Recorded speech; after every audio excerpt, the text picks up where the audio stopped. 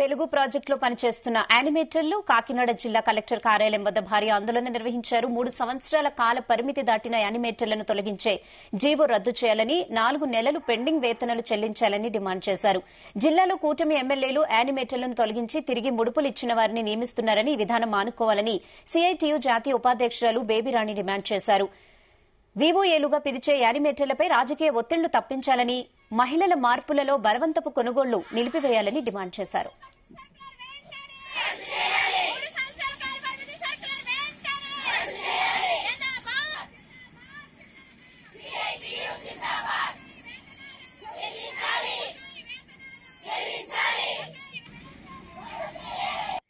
ఈ రోజు రాష్ట్ర వ్యాప్తంగా వివోఎల్ సమస్యల పరిష్కారం కోసం కలెక్టరేట్ల ముందు ఆందోళన జరుగుతోంది.